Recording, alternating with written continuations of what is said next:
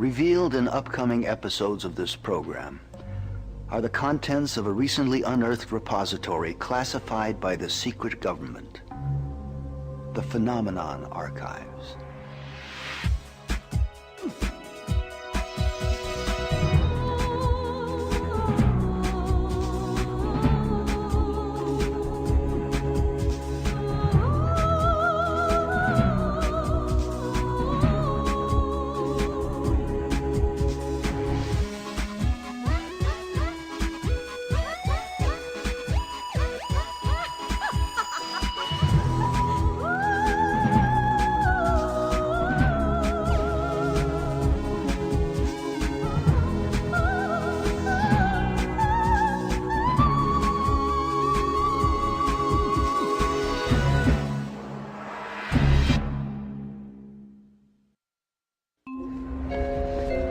Is there a secret history of the United States intentionally hidden by the mainstream media? Could there be a secret society of fat-moneyed businessmen whose agenda has been the cause of every major war and economic depression? Is there a shadowy elite gently pulling the strings of our world to bring about their own self-serving political program? The answers may surprise you. Nearly 200 years ago, Thomas Jefferson wrote, "If the American people ever allow the banks to control the issuance of their currency, the banks and corporations that will grow up around them will deprive the people of all property, until their children will wake up homeless on the continent their fathers occupied." Throughout the history of the United States, there's been this running battle over who controls how much money is in the system. Will it be some privately owned central bank, or will it be the people, the Congress, for the benefit of everybody in the country? Everything evolves around the Federal Reserve, a private bank that was given a monopoly on the creation of paper money. Every $100 bill which the Federal Reserve System prints and is sold to the United States at full face value represents a $100 loan. Even though the government pays for it, they still pay interest. 100 years after Jefferson, Abraham Lincoln pondered these same issues. The government should create, issue, and circulate all the currency, he said. Creating and issuing money is the supreme prerogative of government. Adopting these principles will save the taxpayers immense sums of interest, and money will cease to be the master and become the servant of humanity. What do the fears expressed by Jefferson and Lincoln and modern-day economists have to do with what President George Bush called the New World Order? It's a conspiracy. What else can you call it? It's a conspiracy against the people of the United States and of the Western world. Just when you think you're ahead of the game, someone changes the rules.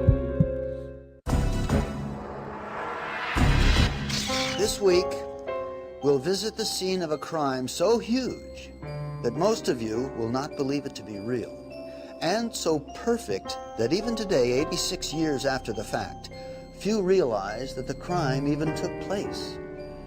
The creation of the Federal Reserve System was about more than just money. Some refer to it as the secret birth of a criminal conspiracy to rob the American middle class of its hard-earned wealth.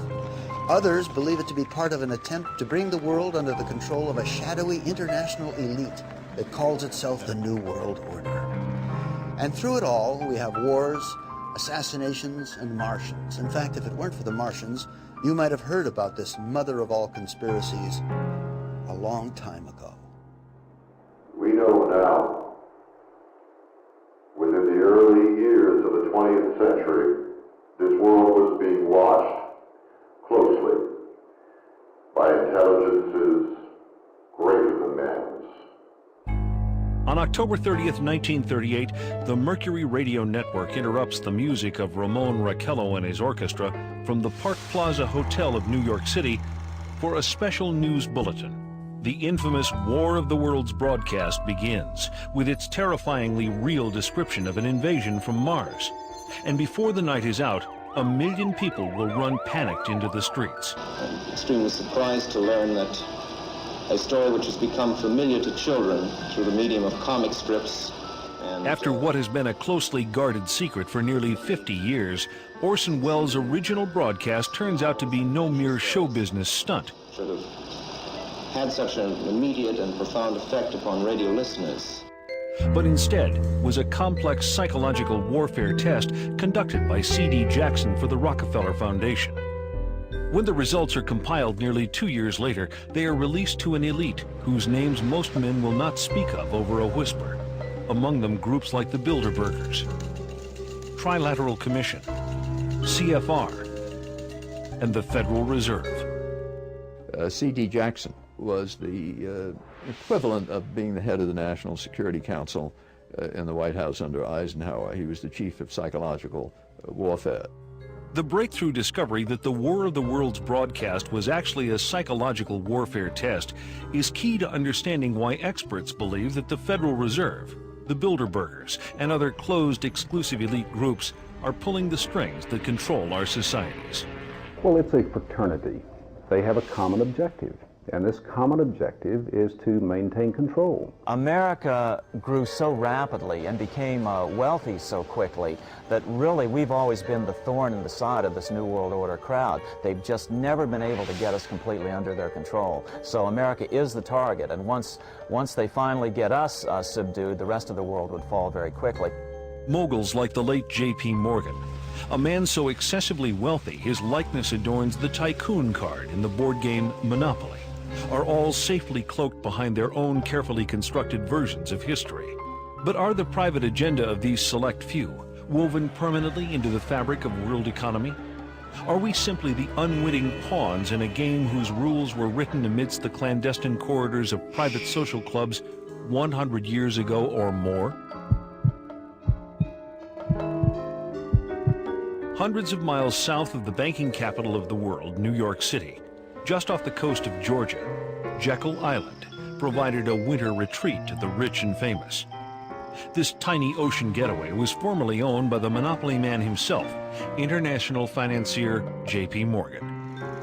Here, in a conclave intended to remain secret forever, 6 international bankers plan what is to become America's most powerful private institution, the Federal Reserve System.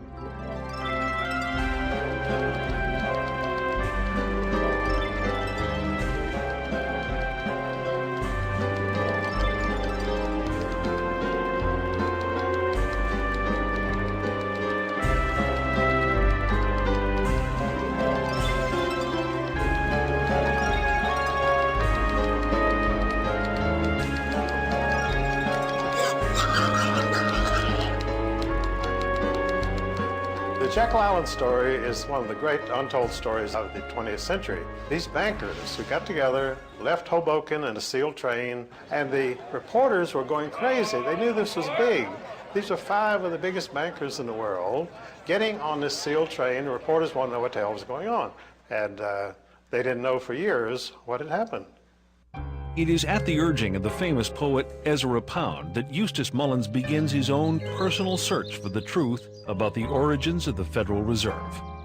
Ezra Pound's young artists and writers, friends, were killed during World War I. Ezra wanted to know why they died. Digging book by book, row by row, in the entire economics section of the Library of Congress, I found this little magazine with the Jekyll Island story in it. When I took that to Ezra Pound, he was so thrilled. It was the biggest discovery of his life. In fact, Ezra Pound called the Jekyll Island story the biggest detective story of the 20th century. But why?